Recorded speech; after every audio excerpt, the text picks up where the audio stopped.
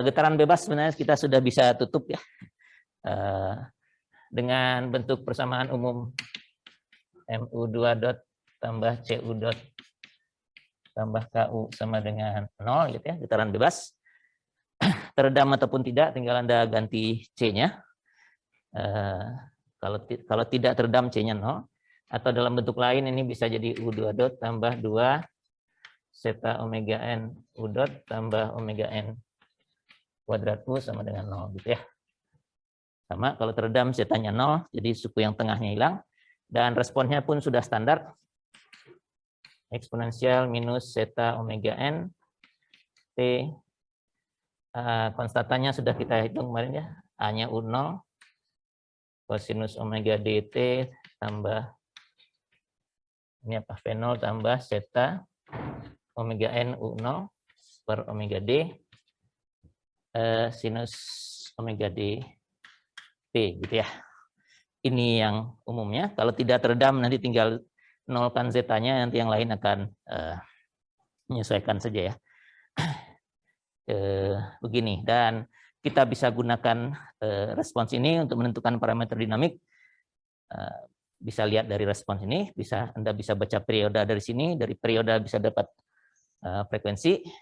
Dua-duanya teredam kalau kasusnya seperti ini, perioda teredam dan frekuensi teredam.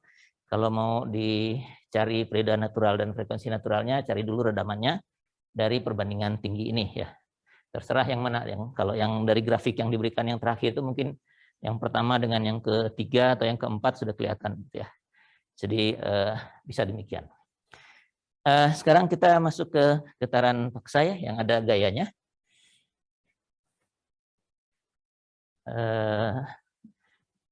Mulai dari beban yang sederhana sampai beban sembarang ya. Nggak tahu saya apakah kita bisa selesai hari ini semua.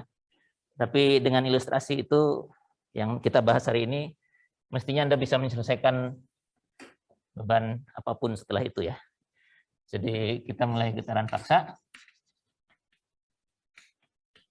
atau force vibration ya.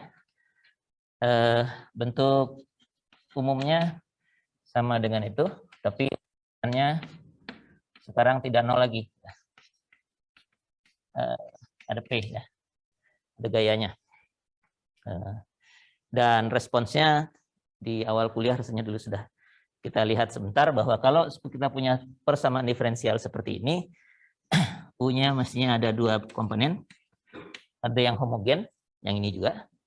Yang jawaban dari persamaan diferensialnya sama dengan 0. Luas kanannya 0 ditambah dengan U respons partikular.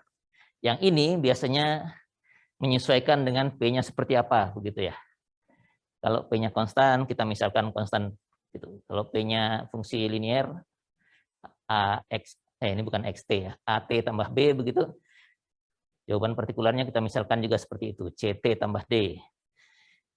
Kalau apalagi, kalau eksponensial, ini juga dimisalkan eksponensial. Kalau sinus atau kosinus, ini juga dimisalkan sinus atau kosinus. Rasanya itu semua sudah pernah Anda dapatkan lah ya, entah di kalkulus dulu, matematika dulu TPB atau di Andrek.